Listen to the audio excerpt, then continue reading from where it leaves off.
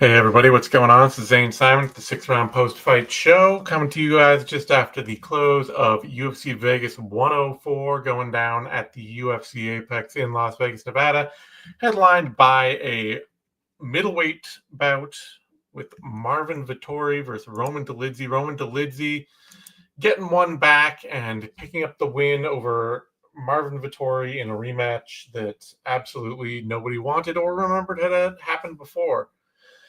As all of you can see, I'm flying without Eddie Mercado this week. He is off sailing the high seas, doing whatever he's doing. I don't know, but he'll be back soon.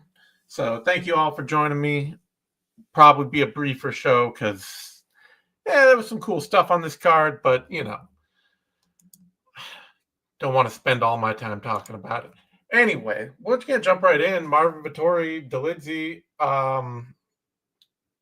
and this is I had reservations. I had fears. Those of you who listened to the 6th round will know that Connor picked Dolidze going into this, just sort of a vibe pick, mostly because we were both worried that Vettori coming off a long injury and making a camp change. Vettori doesn't seem like the most adaptable guy in the world, so seemed very likely that some major hurdles like that could put him in kind of a weird place. And the first fight was super close anyway. It was very clear that Dolidze's size and power got to Vettori a lot in their first fight, and it was Rafael Cordero's sort of insistence on pace and pressure that kept Vettori going in that fight and kept him pushing on to victory. I thought, he's not gonna get knocked out. I'm not gonna pick Dolidze to outwork him.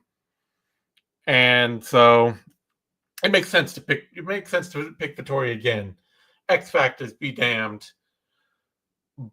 And Dolidze didn't knock him out, but he did outwork him. This was a performance from Vettori where, we got one of our listeners, Adam Roseman, asking, did Vettori become capital T technical? Why? Yeah, I would ascribe to the camp change. This is something that happens to a lot of fighters when they change camps.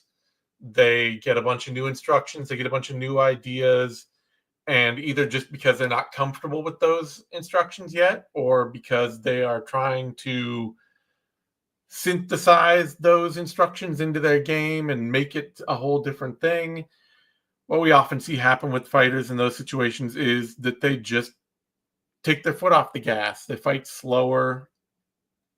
They try to step back and be more cautious, implement more, specific things they've been working on and stuff like that.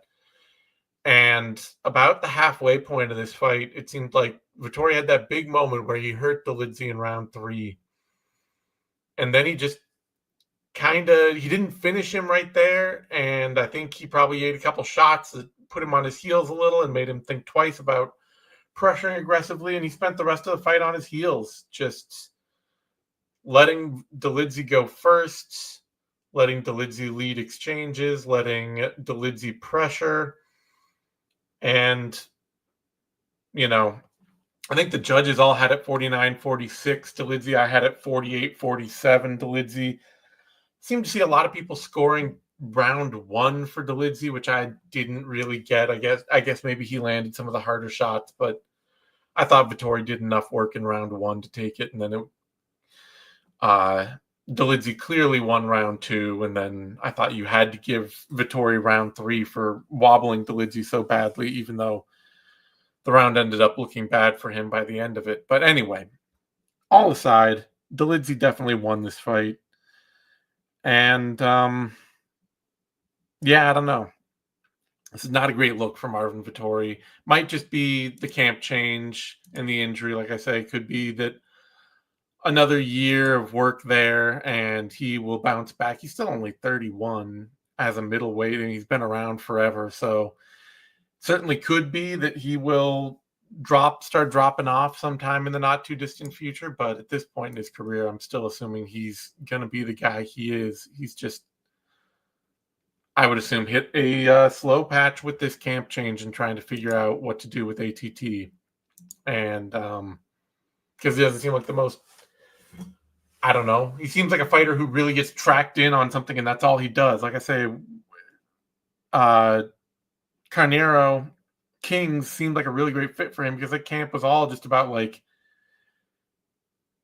get into and track into pressure and pace, push your opponent back, change things up with wrestling when you get the opportunity. It's just a very focused camp, and it really fed into his style of fighting, which seems to be a turn your brain off and just follow instruction style.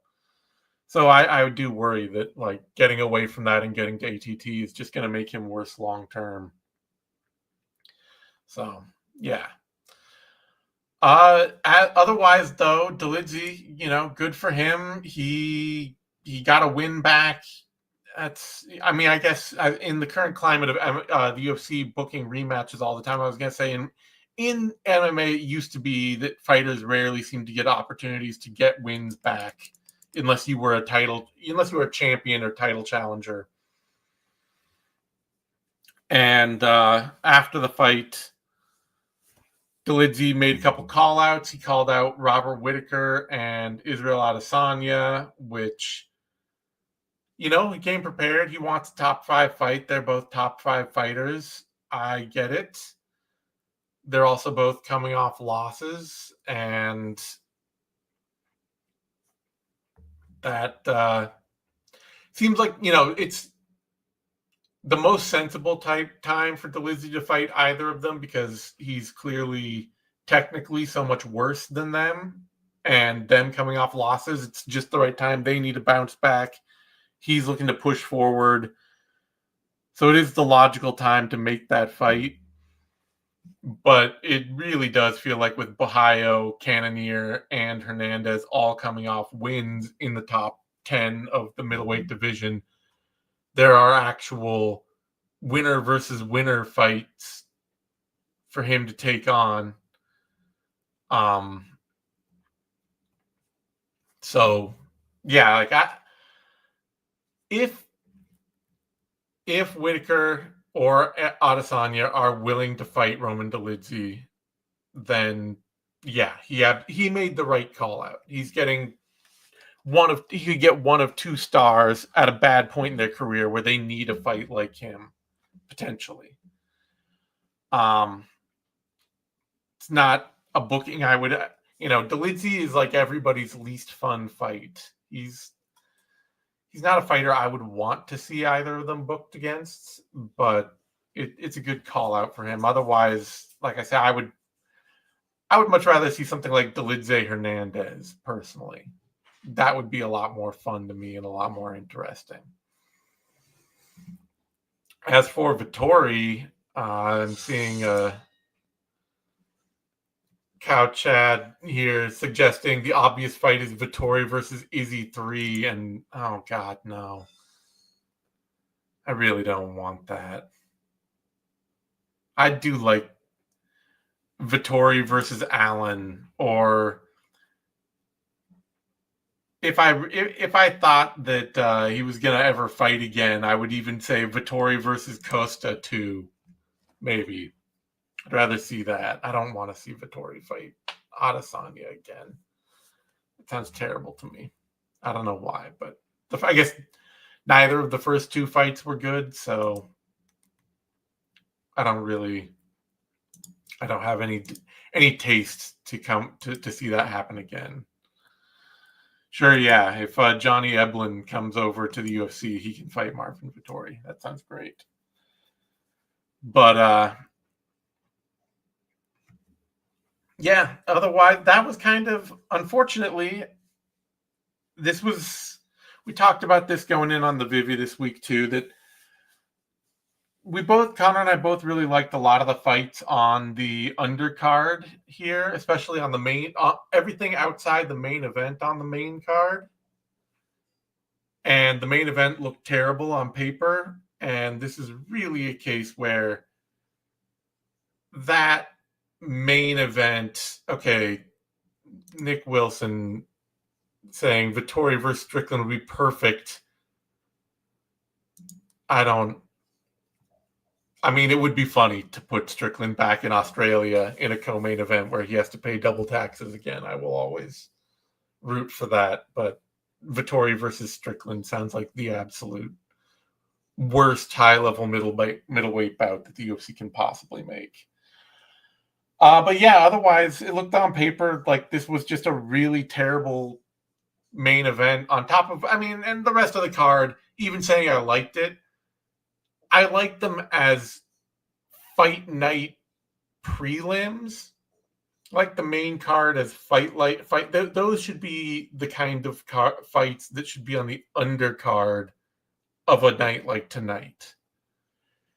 And putting that level of MMA under a fight like Dolidze versus Vettori, which bad on paper, pretty bad in reality too. I mean, Dolidze picked up the pace. He threw a lot, but it is, I mean, I hate to agree with Dominic Cruz on anything, but you could tell that he was completely sick of this fight by the end of it. He couldn't stop talking about how they were each just throwing one punch at a time and then looking at each other and throwing one punch at a time, etc. And yeah, that's kind of what, you know, he was right. He was right to be bored of this fight. As a commentator, he is the ultimate vibe killer. He is the first person to be tired of or disgusted with something or just check out when the product isn't interesting, which is a horrible tendency to have in a commentator. But it did make this night of what were otherwise pretty fun action fights that were not high level, but were at least fun. It did just kind of put a damper on everything at the end of the night. So yeah, let's move on to more fun things. And Chidi Njokuani versus Elizu Zaleski. And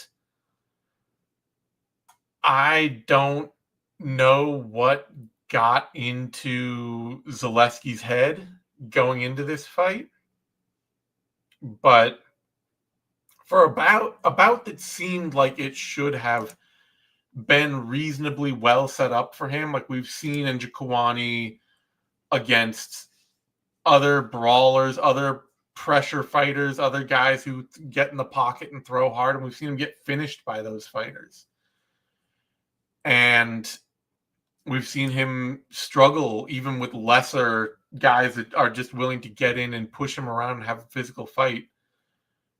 And Zaleski usually, he has his most trouble when he gets trapped out at range and gets stuck fighting a long range fight. But he approached Njokuani like he absolutely could not afford to get inside and trade with him on any terms whatsoever. And so he just tried to fight as hard. He tried as hard as he could to either be all the way out or all the way in, which basically relegated him to the two places that Njokuani is best, as a clinch fighter or as a range sniper. And he gave Njokuani enough time to work a really powerful, versatile kicking game, and then got himself so shook over it that he leapt into the pocket and into the clinch with his eyes closed. And when he ate that knee, he wasn't looking anywhere near it. He had no clue what was coming at him at all, and it put him away. And so, great win for Njokuani. He did a great job using the tools and using the fight that Zaleski was willing to give him. He kept that range. He kept to those kicks. He didn't try and sit in the pocket and close his own distance down and fight a bad fight. Zaleski wanted a range fight. He took it. And then every time Zaleski jumped all the way inside, Njokuani was willing to ready and waiting to meet him in the clinch. So great win for Njokuani. Called for a top 15 booking afterward. And I don't really see one out there that he could get. I mean, I guess maybe he could get a fight like Vicente Luque, who's coming off a win over Themba Gorimbo. But otherwise, he would probably somebody in the live chat I run over my Substack. Check it out, Zane Simon at Substack. And if you're listening to this, help me out. Subscribe to the Vivisection and 6th Round Substack, which is in the comments here. Throw us a subscription. Throw us a few bucks. Keep the shows running. We've been doing this for a long time. It's all done, for fun and love, but we do need to, we do have bills that need paying. But yeah, somebody suggested in the comments on my Substack that the right fight to make for Njokuani here would be Brian Battle, and that does feel like a great next fight for Njokuani. Battle has been running up the ranks well, is on a great run, and is a really tough test. Both of them are right on the edges of the top 15. I'd love to see that. See a suggestion here for Chidi versus Dalby. Dalby's already booked, unfortunately, because I'm always down to watch Njokuani. I'm always down to watch Dalby fight. And yeah, otherwise, see, are there any other? I think the Battle fight is the one that I think really makes sense to me. You could also do something like Punahele Soriano, although they already fight. Now I'm thinking in middleweight. No, they didn't. So you could do something like Soriano or Bonfim even. Those would both be decent as well. But the Battle fight is the one that's stuck in my head. I want to see that. That brings us to a lightweight bout. Alexander Hernandez, Kurt Holobaugh, and yeah, the movable force versus the breakable object kind of fight. Hernandez has had huge, he's probably one of the biggest missed potential fights out there in MMA, or fighters out there in MMA, where he clearly has the athleticism and had all the potential to be a title contender at one point in his career. And I've talked about it a lot, but it has always seemed like, and they bring it up on the broadcast every time too, that he's had a lot of struggles with confidence and with his mentality. That Cowboy Cerrone loss just crushed him, and he's never really been able to recover since. And Holobaugh is just a dude who will absolutely snatch defeat from the jaws of victory at any moment. He's got the skills, he's got the power, he has the ability to win. Hernandez looked way faster and was fighting a great fight early and seemed like he was gonna walk away early in this fight. Although actually I think that Holobaugh had he sat Hernandez down in round 1, that's right, and then he jumped on a submission that had me feeling like Holobaugh, even though Hernandez was looking great early, Holobaugh should have won round 1. Then Hernandez clearly turned it up in round 2, and both men had good moments in that round. Another weird round. And the thing that bugs me is that the judges all gave, and a lot of fans gave Hernandez round 3. And I get it. I don't have any problem with Hernandez winning this fight. It's a close fight. It was a lot of mistakes made on both sides. Holobaugh cannot help himself but jump for the guillotine when he's about to get taken down, or for that last takedown, just marching forward, swinging wild, not paying any attention to his feet, getting way off balance, all that stuff. But seeing Hernandez win this with just some top control and blanketing without doing any real damage, hate to see it. So, I don't know. Kind of sucks. Hernandez just seems like that potential. What he's lost, he's never going to get back. I don't have any real thing with him winning this fight, but I always like Holot. Wish I could see. I wish he could be better, but he's just not. Maybe throw. They haven't fought somehow. They've been around forever. Throw Hernandez in with Nasrat Haqparast. That would be the right kind of guys that are always treading water. See, Jake F suggesting a Hernandez needs a camp change, but he's already had at least one. Although it seems like he's been with the same trainer all the way through. So yeah, maybe he's tried to make the obvious changes of like switching to other camps, switching to other divisions, stuff like that. It's just, I don't know. I think it's just his all head game stuff. So,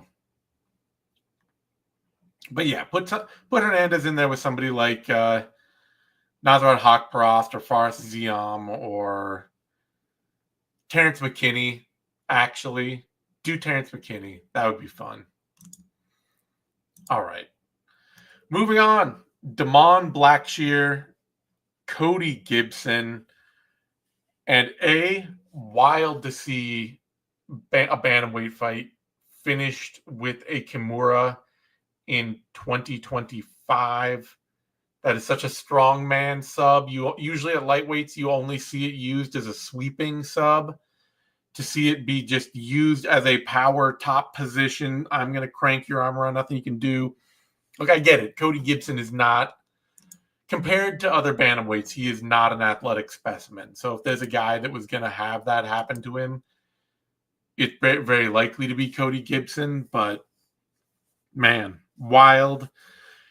And unfortunately for Gibson, just a very predictable fight for him. He started like a house on fire, absolutely burning it hot out of the gate, pouring it on Blackshear.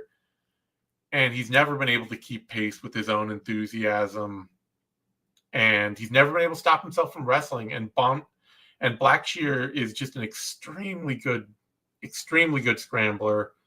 Every time that Gibson started to wrestle with Blackshear, he would just get swept and then dominated. So really kind of a self-defeating performance from Gibson, but a great playing to type win from Blackshear. Would like to see him, let's see, maybe bounce that into a fight with, I don't know, like Hani Barcelos, coming off Barcelos' big win over Peyton Talbot. Or, let's see, Basharat just got owned. But maybe do Kyler Phillips too, with Phillips coming off his loss to Rob Font. So yeah, something along those lines. Blackshear's he's always going to be fun as a grappler first. His striking is always going to struggle. I don't know that he's ever going to reach the upper echelons of bantamweight. But as a fantastic scrambler, I always enjoy watching him fight. All right, that gets me to the wild disappointment of the night. Brenson Ribeiro, DR Nurgoje. And, man, I think Nurgoje just did not take Ribeiro seriously at all as a matchup. And I get it. I certainly was dismissive of Ribeiro as a matchup going in on the Vivi. His striking is incredibly janky, but he is big and fast, and he is always trying to finish, even if he is entirely detonating himself and getting wildly off balance and throwing his chin in the air and falling over every time he has any success. So we got Godzilla Hooper here saying, I honestly don't know why you were so high on Dr. Ngozi. No disrespect. It is really because he is a compact technical puncher who tends to pay attention defensively. I get that he's not fun to watch. He's low output, pressuring, not necessarily a high. Doesn't seem like he jumps off the map, but he's been in. From what I've seen, he had a great chin, and he has a technical punching game, and he pays attention to his hand positioning, and he pressures consistently, and is light heavyweight, man. These dudes suck. That's it. So when I see somebody with hints of technique, I get excited. But yes, as also noted, the what we forgot is that light heavyweights suck at grappling, and I think Ngozi just overlooked him. He walked in on Ribeiro like Ribeiro could not hurt him at all. And Ribeiro has extremely long reach and does throw awkward long punches. And Ngozi just walked right into them, got himself stung, and then tried to compensate by getting over aggressive. And yeah, light heavyweight is a division where guys who submit people have a long track record of pulling out wins they shouldn't, because light heavyweights are terrible at grappling. Even heavyweights, it feels like, grapple better than light heavyweights. That division just does not seem to understand grappling at all. And seeing Ngozi get Kimura like that was ridiculous. Where does this rank all time in bad debut performance from a highly touted prospect? I mean, shit, it's not great. It is. I have to think in this era, it feels like no prospect is truly highly touted enough. So there's always this air of like, can this really compare to a prior era of somebody, some other legit star coming in who was supposed to be great? Like, you have to measure it with like what was it? With Shogun, who debuting against Forrest Griffin. That's like, that is the bar. The bar is Shogun Griffin, and Dr. Ngozi is nowhere. It is bad, and he is a highly touted prospect, but it is nowhere near on that scale.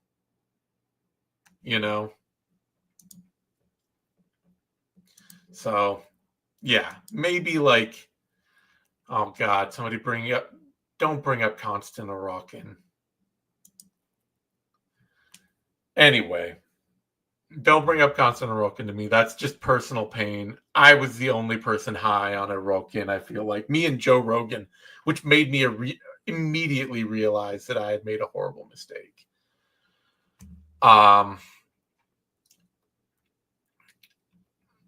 right. Yes, at least Forrest was actually good, though. That's true. But Shogun was supposed to be otherworldly. That was still like one of the most, just terrible. That's as like hype killing as hype killing gets. And then Shogun had to do a ton of work to bounce back from that. I'm trying to think too, like, it wasn't his first fight after Pride, so it doesn't quite count. But there's also Mirko Cro Cop. Gabriel Gonzaga was terrible on that. I hope they don't I hope that even with the weight miss and losing badly, almost no fighters get cut immediately in the UFC anymore. So I hope that doesn't happen to Njokuani. I think there's still a lot of potential there and technical proficiency. But yeah, I'm not.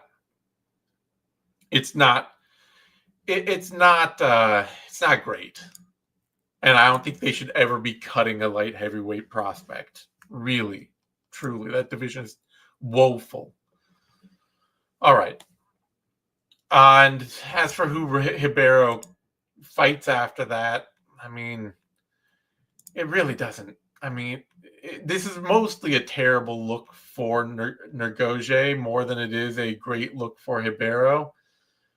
But, you know, you could match Ribeiro up with like Bogdan Gushkov. Sure.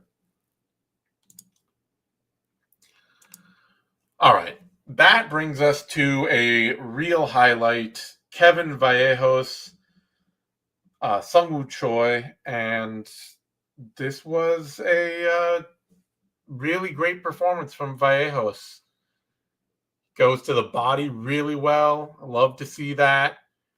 He wasn't checking a lot of kicks off of Sungwoo Choi's low kicking game, and I really did like. I thought that was a great move from Choy to bring that in right away and just try and attack tools that are painful and potentially crippling that Vallejos, with his really shallow can crushing record, might not have dealt with.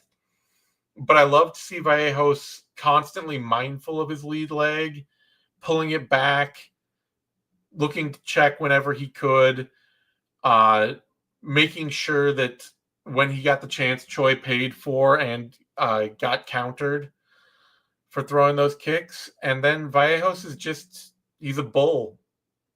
He's a very smooth combination puncher in the pocket. He throws with power. He's not tall, but he's got a good compact frame for the division. And I want to see, he looks like a really fun action future in the future of featherweight. So I want to see him in every featherweight fight I can, throw him in there with somebody like, damn it, who was it? Just coming, like Muhammad Naimov would be absolutely great. Or Haider Emil, or someday if he gets there, Chepe Mariscal. I want to see all the big things for Chepe. So I'm not saying Chepe, but in some future, or Gabriel Santos, Julian, like there's just every fight. I want to see a dude like that get into every fight. So great performance from him. Cannot be more excited. All right, that brings us to the very gratefully not 3 rounds heavyweight fight. Waldo Cortes-Acosta, Ryan Spann. And longtime listeners are maybe familiar with the dadliness theory of light heavyweights going to heavyweight, that in order to move to heavyweight, you need a certain amount of dad energy. Do we see you shirtless at a grill, cooking steaks, drinking a few beers, going inner tubing, your gut hanging out, just a level of chill and calm and confidence that is undeniable. It's the energy of a man who, when his son gets 5 inches taller than him, he can still beat his son at basketball. That is the attitude that you want to see of a light heavyweight moving to heavyweight. This is exemplified by our all-time great light heavyweights who fought at heavyweight, Randy Couture, and Daniel Cormier. They have 1,000% of that energy, and they brought so that when they got to heavyweight and they fought there, they could face gigantic, monumental, mammoth-sized men and be fully confident that they were just better and could beat these dudes. Heavyweights who are natural heavyweights, they don't need to have that energy. This is the slightly confusing part. If you are a natural heavyweight, you are one of life's large adult sons. John Jones looks like a dad. Yeah, I know John Jones is a weird exception that proves the rule in that he really has deadbeat uncle energy.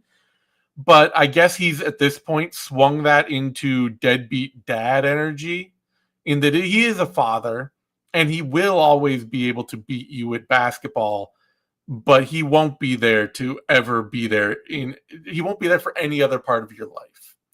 He will show up, whip your ass once every 5 years, and then leave for cigarettes and never come back.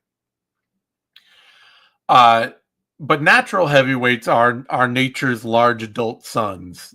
They live a blissful existence of being incredibly large dudes who don't ever have to think about being big or fighting people who are big because they are big. If light heavyweights had either of those energies, were a large adult son, or had dad energy, they would be heavyweights already. Because, a guy like Ryan Spann, he's 6'5". He wakes up weighing 240 pounds and then has to cut his way down to 205. It's never been a question of, are you big enough or could you fight at heavyweight? It's, do you have the confidence to just kind of to fight somebody as big as you? And Spann absolutely did not. He did, he looked out there. He not only did he look shook up by Waldo Cortes-Acosta and the size and power that Waldo was bringing his way, but he also looked incredibly, as other people are noting, washed, that he's not training, not staying in shape. And one of the big signs of that comes up, you see a lot with fighters who have just lost their love of the game, is that he's arguing with the ref all the time. It is a telltale you do not enjoy this sport anymore sign. That when a fighter, and I mean, I hate to say it, but it was happening with Marvin Vettori in the main event too. Vettori and Spann, two very listless performances marked by, and it's not to say that their opponents aren't fouling, but fighters get fouled all the time. Fouls happen all the time. When a fighter then starts to spend all their time arguing with the ref about those fouls, it just shows the lack of focus. And yeah, terrible fight for Spann. Hate to see him getting knocked out. He's not old, certainly not old by heavyweight standards, but if he's going to keep doing this, I think it's going to be a long path for him to be able to recover any kind of aura or whatever. I don't know.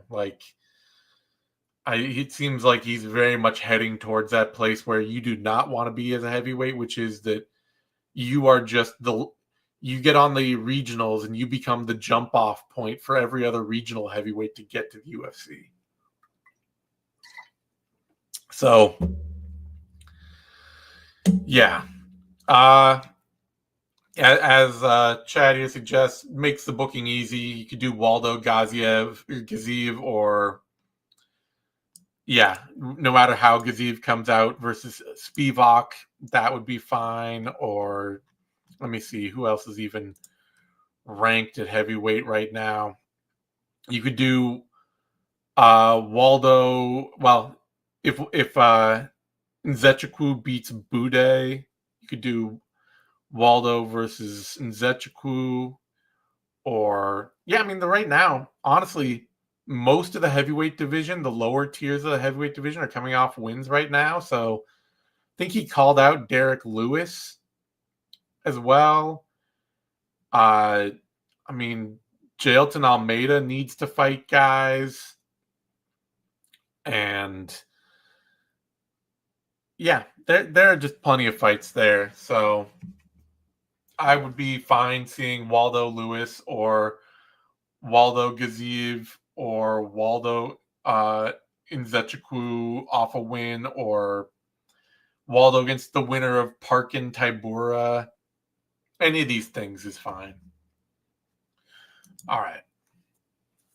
That brings us to Su Young Yu, AJ Cunningham, and the guy on Twitter was very forceful to point out this week that we made a terrible read going in here picking Cunningham because he was big and could probably just impress his size on Su Young Yu and out-grapple him.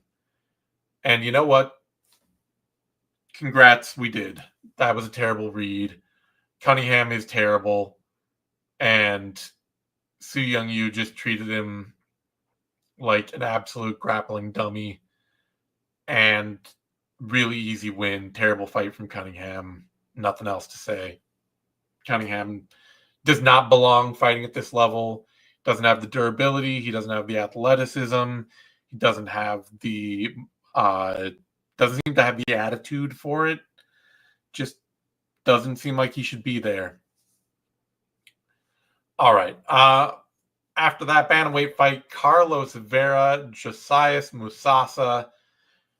And man, being the weird, annoying dude in the gym, sometimes that's enough. Musasa, we talked about going into this week. He is very raw. The athletic potential is there, but training out of a tiny camp in the Congo or in the DRC, he does, seems very self-taught, very raw, has a couple, can throw 1-2, has a good idea of the range he wants to fight at, but gets off balanced really easily.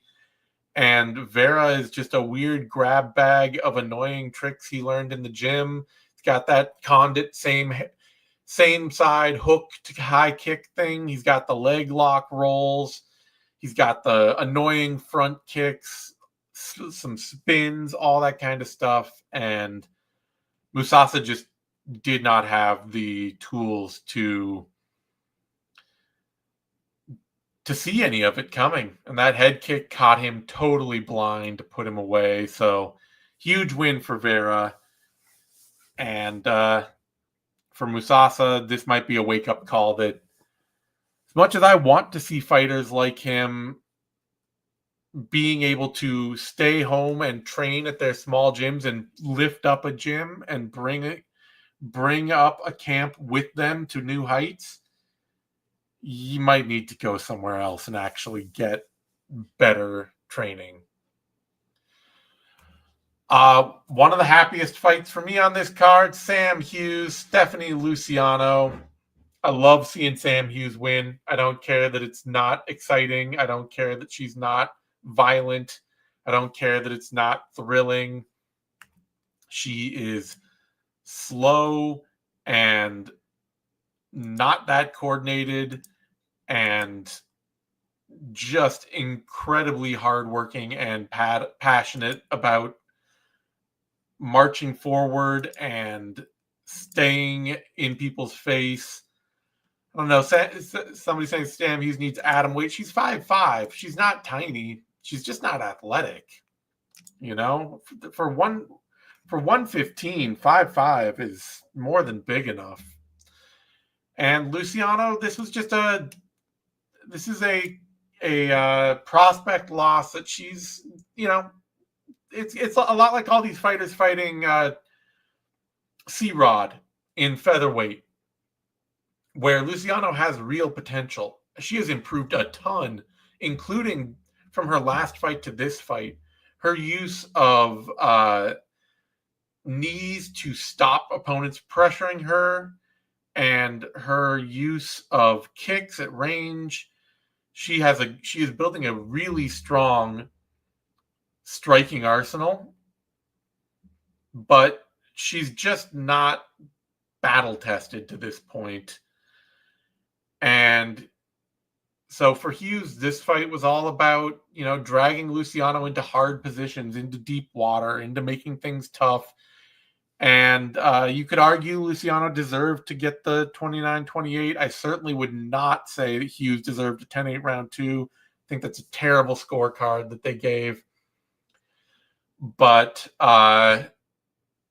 Hughes had the one really dominant round in that fight, and it's just kind of a good rule of thumb that the fighter who has the dominant round in a close fight is going to get the win. So I'm happy to see Sam Hughes get a win. That brings us to a flyweight bout. Andre Lima, Daniel Barz, and this was I picked Lima to win going in, but this was a shockingly impressive performance from Daniel Lima.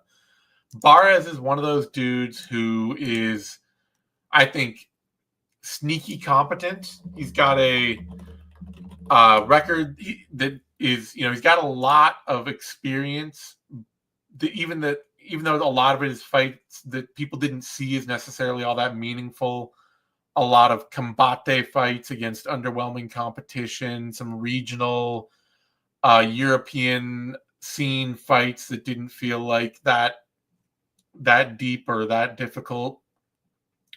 Some contender series, a couple contender series showing where he didn't do that great.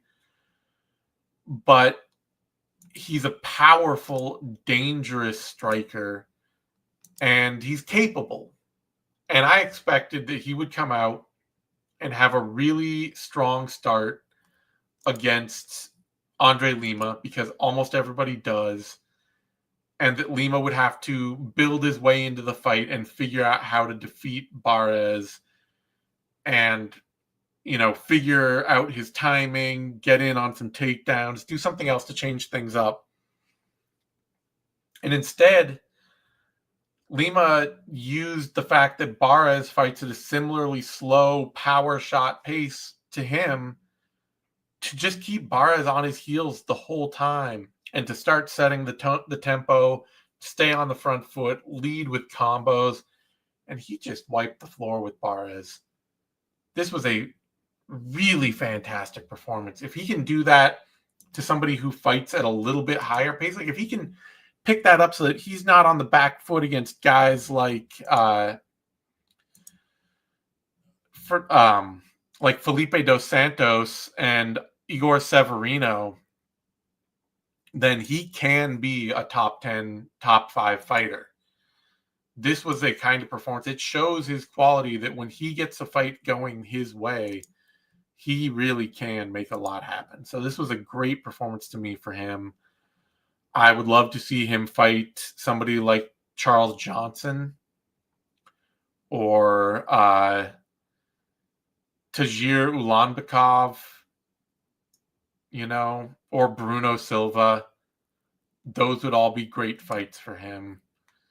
Otherwise, if he can't get a top 15 matchup, let me see, is there an obvious just outside the top 15 fight for him? Maybe somebody like Rafael Estevam. I mean, it's not a fun fight, but an Estevam or a Felipe Bunez, or just, something else to keep him busy. I don't know. You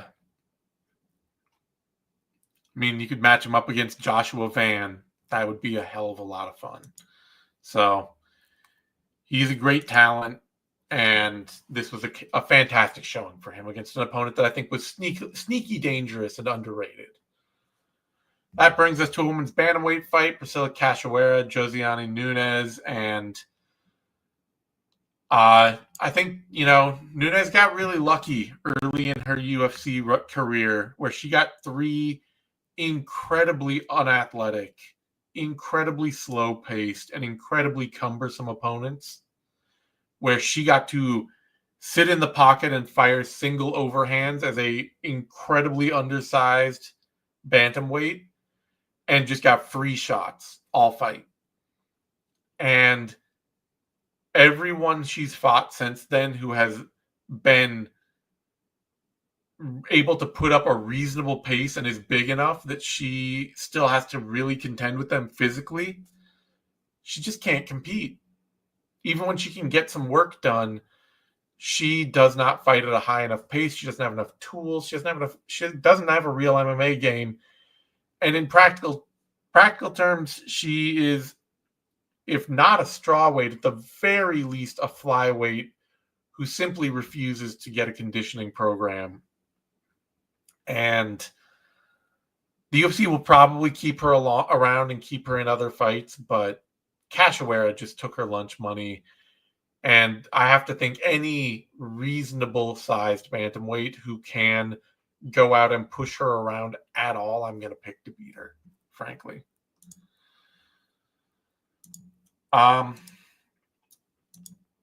that, we've got our only other fight on the card, Carly Judas, Eunice Dubin, and the read I had on Judas going into this fight is that she is a real student of the game that is not athletic enough to be a real competitor, and maybe just didn't seem to like MMA that much, despite being didn't seem to like fighting as much as she liked being a student. But I mean, maybe the hard work is paying off and a switch got flipped, or maybe Eunice Dubin is just that much of a blank slate, much like Josiane Nunes, a single overhand and nothing else, because Judas went out there and beat the brakes off of her and did it all with solid technical fundamentals. Just an absolute schooling.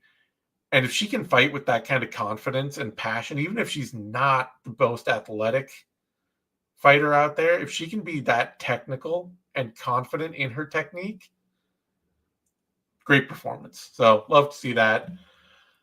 Overall, there were a bunch of cool finishes and a bunch of cool fights in this card. But it's still like a 3-star, 3.5-star, middle of the road fight night offering. A lot of good fights with a very dud main event. So, stuff to go back and pick over if you're watching the next day, but a card to sit through all at once live, nah. On that note, you can find me on Twitter at Zane Simon. You can find me at Zane Simon on Substack and on Blue Sky. Subscribe, like, share, whatever you can do, help us out. We appreciate all of it. Thanks, everyone, for listening, and we will see you next time.